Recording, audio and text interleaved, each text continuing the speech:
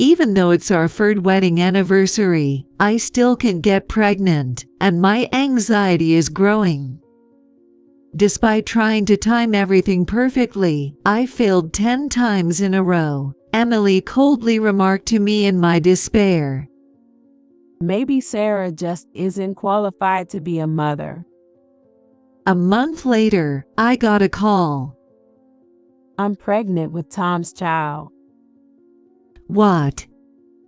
As I stood there speechless, Tom and his mother, Mary, spoke on the phone.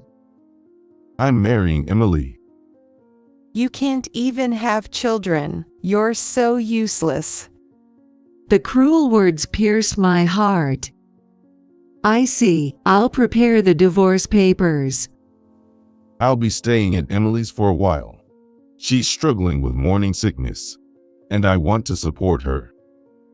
Even after the call ended, I stood there in shock, phone in hand. Tears started streaming down my face. I swore revenge on Tom and Emily in my heart. How dare they trample on my feelings? Don't think you'll get away with this. I'll drag you both into the depths of despair. I'm Sarah, a 42-year-old housewife. It's our third year of marriage. I met Tom at work. Several years ago, we started working in the same department after he transferred. His diligent work ethic and efficient nature gradually drew me to him. Eventually, he confessed his feelings, and we started dating, getting married the following year.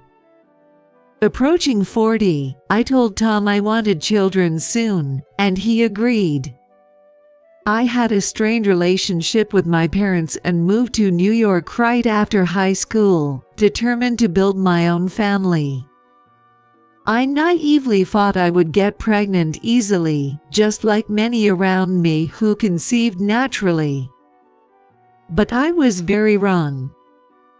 Tom and I love children, so I felt envious every time coworkers announced their pregnancies. One of my coworkers is having another boy. He's happy, but his wife really wanted a girl. Tom came home from work and told me over dinner. I see, girls' clothes are so cute, and when they grow up, you can have fun girl talk. I remembered a children's clothing catalog a coworker showed me, and felt a pang of longing. Despite the trend towards gender-neutral clothing, boys' clothes are still mostly blue, and girls are red or pink. Baby models dressed in tutus and ribbons were angels. Well, it doesn't matter to me which gender the child is. I answered Tom's words with a low tone of voice. You're right. I stared at the salad I was about to eat. Over the past 2 years, I've done everything recommended for natural conception. Besides tracking my menstrual cycle and basal body temperature, I switched from showers to baths to keep my body warm. I also included foods like soybeans, spinach, and liver, known for their benefits to baby development, in my diet. We took zinc supplements every day, as it's said to support reproductive health. Despite claiming he wanted children, Tom clearly wasn't making an effort. He said he'd quit smoking, but I caught him sneaking cigarettes during work breaks. He refused my homemade lunches, saying, It's embarrassing to bring a wife-made lunch. Continued eating out leads to a shortage of vegetables, which in turn affects fertility. Despite my concerns, Tom wouldn't listen. Why? Infertility is a woman's problem. I patiently tried to convince him. Not always. We should both get checked by a specialist. They can examine women's uterus and ovaries, and men's sperm quality and possible infections. Tom snapped. It's a woman's issue because women give birth. No, it can often be due to the man too. No way. My mom said it's because you don't try hard enough. I felt tired just hearing the word my mom. Now that this phrase was out there, Tom wouldn't listen to me. And I was right. Tom started talking proudly, as if he had accomplished something himself. My mom got pregnant with me 3 months after getting married. She really wanted a child and prayed to God with my dad every night. I see. Yeah. And my mom says the reason you aren't getting pregnant is because you don't show enough gratitude to me or to God. I almost laughed. What a ridiculous thing to say. I understand wanting to hold a grandchild soon since everyone's having kids, but give me a break. However, Mary, my mother-in-law, wasn't satisfied with just complaining to Tom. She started driving an hour to visit us. On weekends, she'd show up unannounced, stay from 5 a.m. to after dinner, and laugh loudly at the TV in the living room. Can I have Morty? Bring me some sweets. You are so thoughtless. Her commanding attitude really annoyed me. There were several times when I had to cancel my plans because Mary insisted on chatting. I want Mary to stop visiting without notice. I finally couldn't take it anymore and pleaded with Tom. She bosses me around, criticizes my housekeeping, and pressures me about having kids. It's so stressful. Despite my heartfelt plea, Tom remained unmoved. He responded irritably. She's just giving you advice because she cares about you. You don't get it. Her visits are really stressful. Stress is bad for trying to have a baby, you know. Tom's eyes darkened. Are you blaming my mom for our infertility? With that attitude? No wonder we can't have kids. That's cruel. You don't have to say it like that. I teared up, and Tom clicked his tongue and went to his room. But the next morning, he spoke to me apologetically. Sorry about last night. You know, my mom lives alone since my dad died a few years ago. I think she's lonely and really wants to see a grandchild soon. I thought to myself, so I just have to put up with it. I wanted to complain but didn't want to fight with Tom, who would be the father of my child one day. So I always swallowed my true feelings. One day after a while, I met my best friend Emily at a cafe and had a good chat. Emily, my best friend from high school, had worked as a web designer for a local company before going independent. She moved to New York around the time I married Tom. She now works with big companies, including Tom's team, on important projects. I don't know the details since I moved to a different department after marriage, but Emily is talented and well regarded by her colleagues. By the way, is your mother-in-law still the same? After talking about work, Emily asked, and I complained while sipping my black tea. She's retired and bored, so she drops by on weekends, at least twice a month. Well, that's a lot. Right, after 2 years, I'm really fed up. Why don't you just divorce him? Tom always takes her side, right? I gave a wry smile at Emily's casual suggestion. I don't like Mary, but I don't hate Tom. And then I continued. Tom also wants a baby. He says he wants a pale-skinned, big-eyed girl like me. Emily squinted slightly. For now, I plan to try for 10 consecutive cycles. If it doesn't work, I might see a specialist. That might be a good idea. Hey, how about I mediate for you? What? Between you and your mother-in-law. She proposed this as I stared in confusion. Remember, I used to live with my cranky grandmother. I might be able to talk to your mother-in-law. That's nice of you, but is it really okay to ask you for that? Come on, Sarah, we're best friends. Emily's bright smile gave me a push. All right, I'll ask you to help then. Unlike me, Emily has always been sociable and can get along with anyone. This might actually work. As we were about to part ways outside the cafe, Emily suddenly remembered something. By the way, Tom will be working for my place starting next week. Really?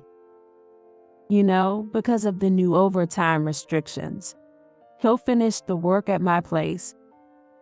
I was taken aback. But Emily, you live alone, right? It's not that I don't trust you, but...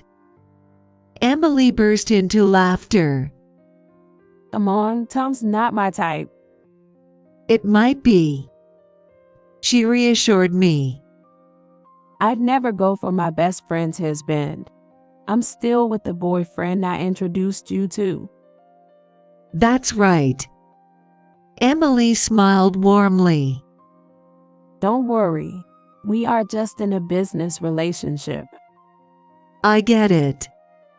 The next day, I discreetly asked a colleague from Tom's department, and they confirmed that the work-from-home arrangement was true. If that's the case, I have no choice but to trust Tom and Emily. The following weekend, when Mary showed up unannounced, I texted Emily. When I introduced her as my best friend, Mary initially put on a facade, but eventually revealed her true colors. Sarah, don't make Tom fold the laundry. Let him rest on his day off. Emily quickly intervened. But Sarah also works full-time, right? They're both equally busy. But traditionally, housework is a woman's job. Mary faltered, and Emily continued with a smile. These days, husbands who do housework are very popular at work. It shows they're capable and considerate. Right, Tom? Put on the spot, Tom looked a bit troubled but then turned to Mary. I appreciate your concern, Mom. But Sarah and I agreed to share the housework. He then started folding the laundry. It was a significant improvement, considering he usually refused to clear the table in front of Mary. And another time, Mary brought up the news that Tom's cousin had just had their third child, sighing heavily. Sarah, are you avoiding having kids just to spite me? That's not true. Emily chimed in cheerfully. Mary, you should relax a bit. Stress can cause wrinkles, you know. Mary's eyes widened as Emily continued, her expression light-hearted. It makes sense that Tom is handsome because Mary is beautiful. But if you keep being harsh to Sarah, you'll get more wrinkles and gray hair. Mary, startled, touched her face and hair, then fell silent for a moment before speaking. Just when I thought she would burst out in anger, her reaction was unexpectedly different. You're quite amusing, much better than gloomy Sarah. Really? Thank you. Emily gave a polite smile as Tom wrapped his arm around her shoulders and said proudly, Emily is my important business partner. Seems like your work will be productive.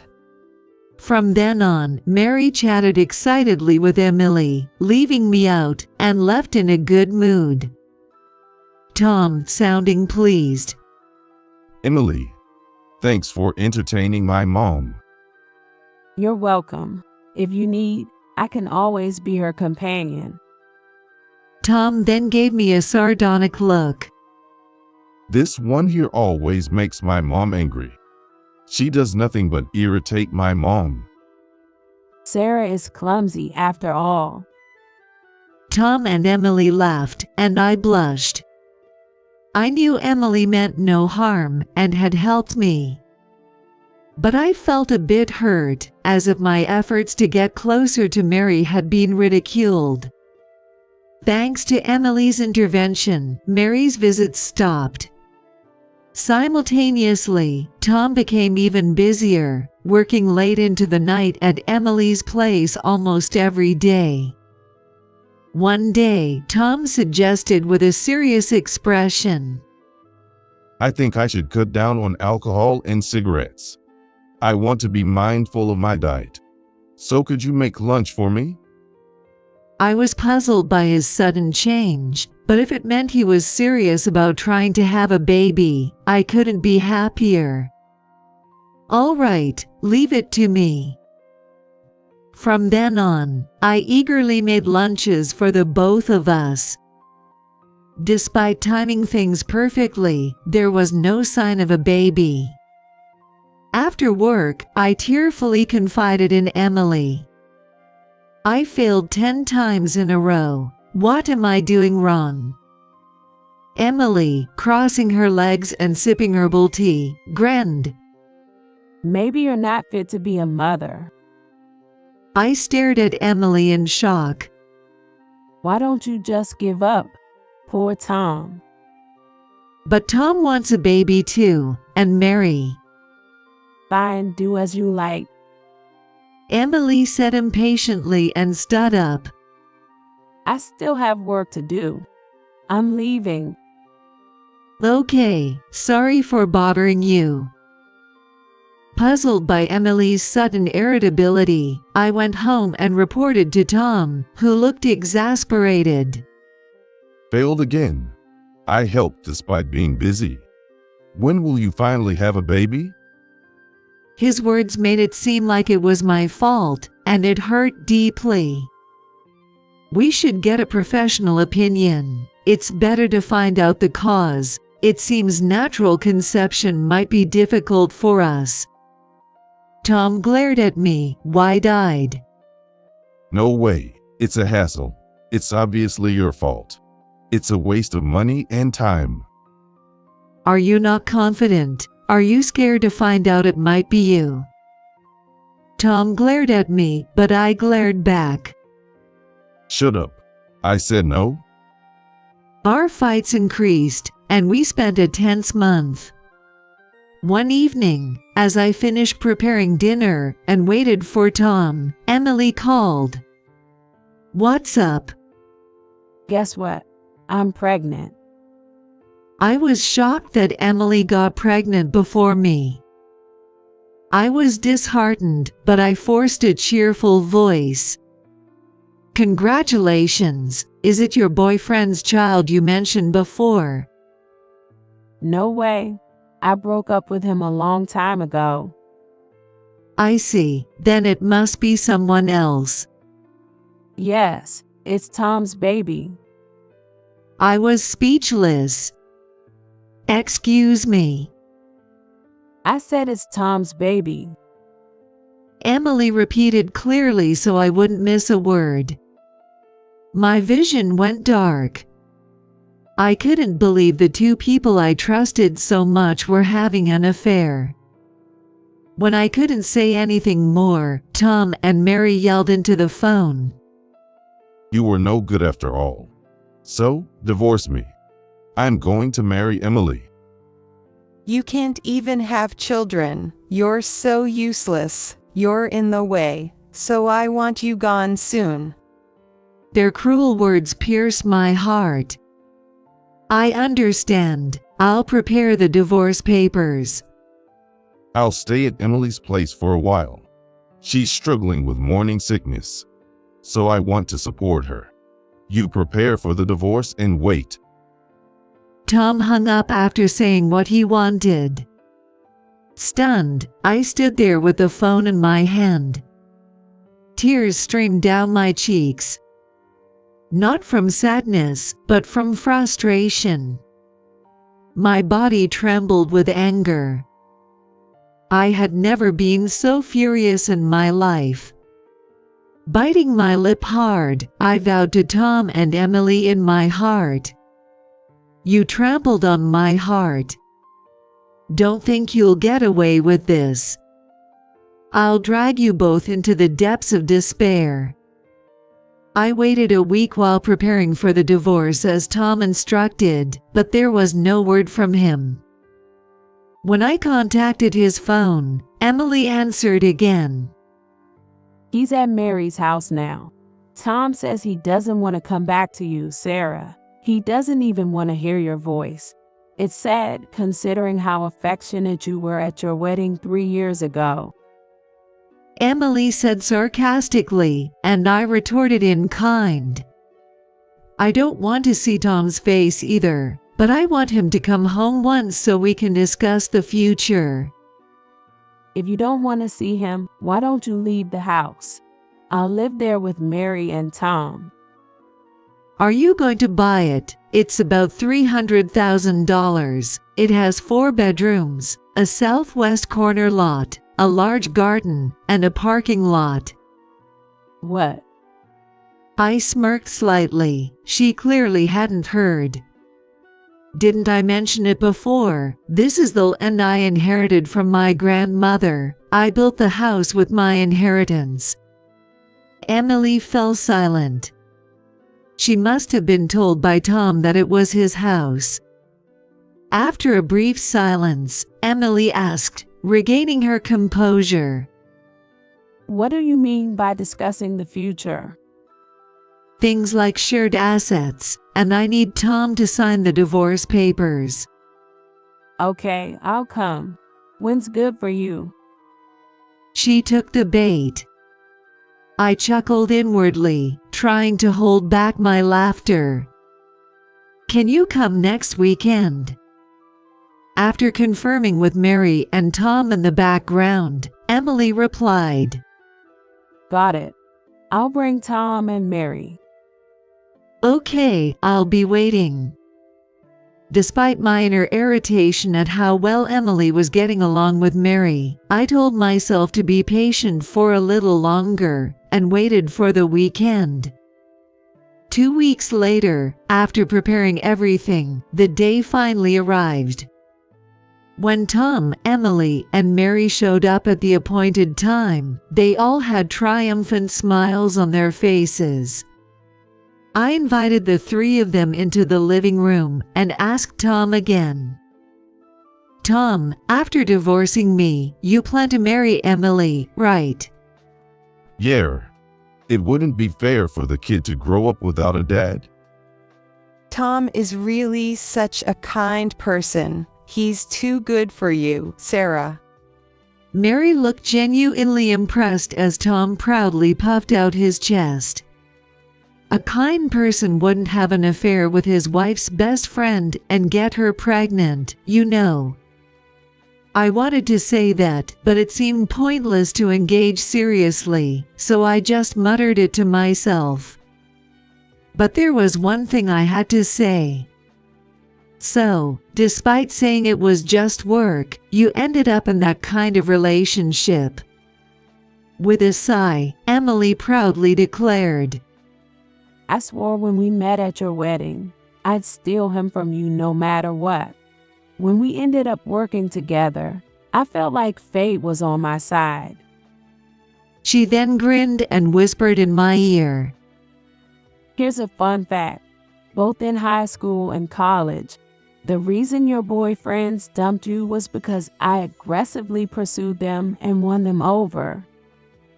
Emily spread a vulgar smile across her face as I widened my eyes. On those double dates with my boyfriend, I badmouthed you to your boyfriend. From there, they quickly fell for me. The guys you date are all that easy, poor thing. Emily burst out laughing. But I can't help it. Everyone just falls for me. I get it. Unlike Sarah, Emily, you're beautiful and fun. No wonder Tom is head over heels for you. Mary, joining in, wrapped an arm around Emily's back and raised her voice excitedly. I really like her, Emily. I've visited her house several times since we first met the other day. She told us old stories about Sarah, and we had a blast. Like when Sarah was ostracized in club activities, or how she ate lunch alone because she couldn't fit in with the girls' group. Tom also spread a nasty grin. Emily's impressions of Sarah's crying were spot on. Emily, you're really hilarious. Sarah, you sure know how to pick friends. I clenched my fists when I saw the three laughing. I was filled with disgust when I learned that they enjoyed mocking me. It feels like a dream that such a wonderful person is pregnant with Tom's child. I'm already looking forward to the baby. Mary glanced at Emily's still flat stomach, her cheeks flush with excitement. Keep going and have 4 or 5 kids. I'll support you. Mary said energetically, and I couldn't help but burst out laughing. Tom and Mary looked confused, so I shook my shoulders with laughter and explained. Oops, I'm sorry, I just couldn't help it. What's your problem? If you have something to say it. Yeah, it's really annoying. Looking at the two annoyed faces, I smiled and said, Okay then, that child isn't Tom's. Mary and Tom were stunned. I didn't miss a brief look of panic on Emily's face before she quickly composed herself. What are you talking about? Stop it, Sarah. Don't be jealous of Emily. I decided to show the proof to the two who were doubting me from the start. I placed the documents sent from the hospital on the table. Tom, who looked grumpy, Mary, who was frowning, and Emily, who seemed uneasy, all peered at the papers. Sperm count, 0. It's called azoospermia. Tom is basically infertile, so even if he had a relationship with Emily, there's no way she could be pregnant. As Mary struggled to grasp the situation and Tom was in shock, I explained slowly. Remember, Tom reluctantly agreed to the infertility test, right? The results addressed to you arrived 3 days ago, and I accidentally opened them, and that's what they said.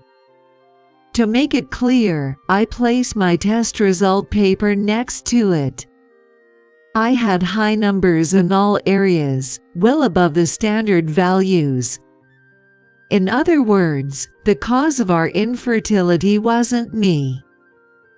Mary, staring at the paper as if trying to burn a hole through it, had a grim expression and turned away. She probably wanted to make a snide remark but couldn't come up with anything. As I was thinking that, Mary gradually turned red and finally screamed. This is a lie. It must be a fake prepared by that nasty Sarah, right, Tom? But Tom frowned and looked down. If it's true, then who is the father of the baby? I want to know too. Maybe she doesn't even know herself. As she fiddled with her phone and displayed the images for everyone to see, Emily's face turned livid. Where did you get these? She leaned forward as if ready to grab me by the collar.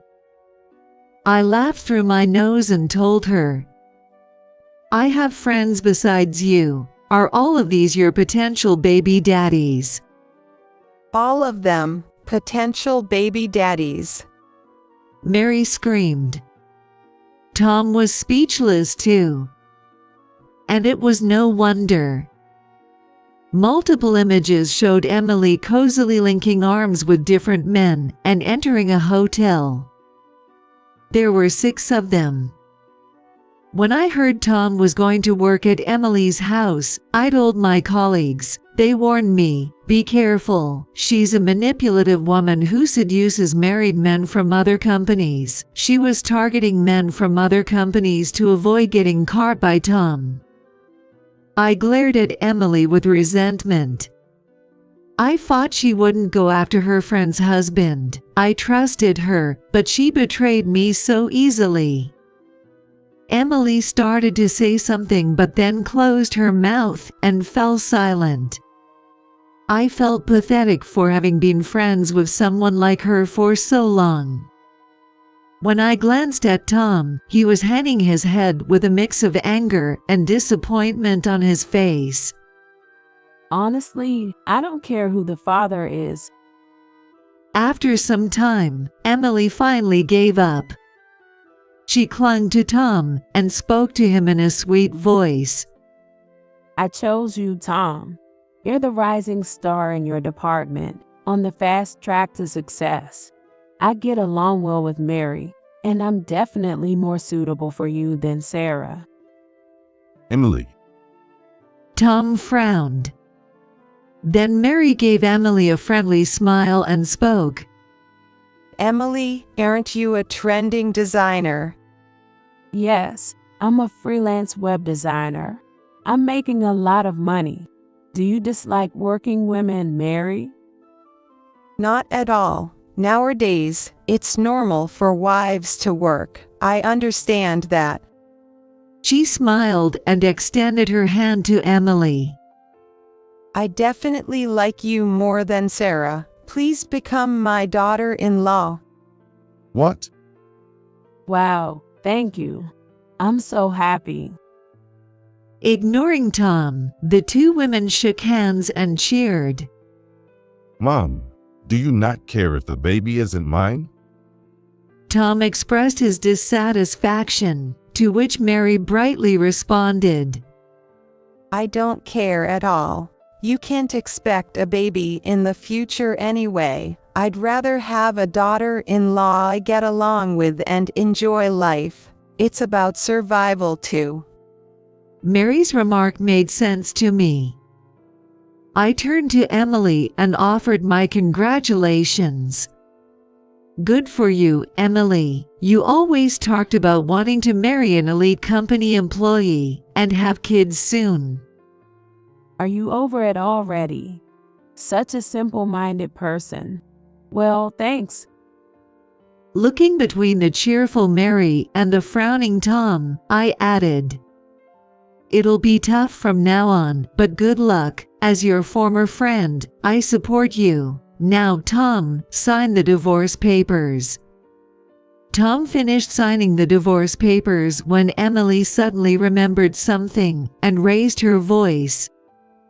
By the way, we haven't talked about the shared marital assets yet. Well, about that, it's easier to show you. I opened a mobile app and showed Emily the family shared messages, causing her face to turn pale. What is this? She was shocked by the exchange between Tom and Mary displayed on the screen. Tom, I lost $1,000 again today. Give me some spending money. Again. This is the 3rd time this month. I'm already paying off the debt from your gambling. So cut it out. Don't be stingy. You make a lot of money, so give some to your mom. And on another day, If we start the fertility treatments for Rayal, I won't be able to give you money like before. From now on, you'll have to play within the limits of your pension and dad's savings. What? No way. It's a child's duty to support their parents. Do whatever you want with the fertility treatments, but keep giving me the money like before. Let's say $5,000 a month, all right? while Emily was stunned, I explained calmly. It seems they mistakenly sent their personal messages to the group chat. I was shocked when I saw it. No wonder Tom is reluctant about the fertility treatments. Taking a deep breath, Sarah gave Mary a sharp look. While pressuring your child to have a baby, you ask for gambling money. What a mother. Shut up. It's none of your business. Exactly. It's no longer my business. So, take care, Emily. She patted the shoulder of the dumbfounded Emily. You and Mary get along well, so I'm sure you'll be squeezed for money from her. Good luck with that. But debt is part of the shared marital assets, right? Emily's voice trembled as she looked at me fearfully. I've already taken steps to forfeit the debt, and Tom has been dipping into our shared savings, so he'll pay that back along with the alimony. My declaration made a vein pop on Emily's forehead. She stood up abruptly, shouting angrily. Are you kidding me? I chose him because I thought I could live lavishly, and now I have to take on his mom's debt. Emily. Tom, wide-eyed, was glared at hatefully by Emily. Enough. I'll raise the child alone. You just keep being mommy's boy. Emily stormed out, slamming the door, her shoulders shaking with anger. Mary, watching the door in shock, puffed her cheeks. What's her problem? How rude. Beside a furious Mary, when I thought Tom had moved, he suddenly apologized to me. I'm sorry, Sarah. It was my fault. I was pressured by that woman and lost my way. I realize now that you're the only one I truly love. Mary hurriedly joined in apologizing. That's right. We were deceived. We didn't think she was that kind of person. So please reconsider the divorce. She smiled awkwardly, rubbing her hands together. I've already started the process of selling my house. We were supposed to move into Emily's place tomorrow, so this sudden change is a problem. Mom, this is the first I've heard about selling the house. Wait, did you lose more money on horse racing? Or was it an impulse buy? Tom turned pale, and Mary blushed, lifting her handbag to show it off. Look, it's a new luxury brand bag. Isn't it lovely? Seeing the high-end shoulder bag, Tom covered his face and groaned. Again, give me a break. That house is old and shabby. I want to move to a nicer place. I like high-rise apartments. This house is nice, too, so I can move in. Mary spoke grandly, scanning the room. Sarah, you're kind, so you won't abandon us, right? Let's put the past behind us and get along. Mary's audacity made my anger boil over. I shouted vehemently. You were the one who brought up the divorce in the first place, so stop messing around. Tom, get the moving arrangements done by this weekend, or I'll throw everything out. I'm begging you here. Can't you compromise a little? You're so cold-hearted. Let's communicate through our lawyers from now on. We're done here, so leave. I hurried Tom and Mary out of the house despite their grumbling. Things seemed to be going well for Emily and Tom, but when the wives of Emily's affairs reported her to her boss, her project got cancelled. Emily was fired, and our company's relationship with her ended. Emily tried to find a new job after paying alimony to me and the wives of her affairs. But her bad reputation spread throughout the industry, and no one would hire her. Unable to pay her mortgage, she moved into an old apartment. After giving birth, she put the baby in daycare and took on multiple part-time jobs to make ends meet. Tom, exposed for his affair with Emily, also left his job. He had to sell his family home to pay for Mary's shopping spree and moved into a rundown apartment with her. Tom used up his savings to pay me alimony and to repay the couple's savings, making life difficult. Despite this, Mary didn't do any housework and continued gambling, leading to constant fights between her and Tom. Their landlord, fed up with the noise, has been pushing them to move out. I need to have kids soon. Freed from that pressure, I returned to working full-time and dedicated myself to my job even more. The next year, I was promoted to manager. Eventually, a younger coworker confessed his feelings for me, and after dating, we got married. Soon after, I became pregnant and gave birth to a beautiful baby girl. My in-laws were kind, and we built a warm family together. Every day, I cherish the happiness of being with my adorable child, my in-laws, and my husband.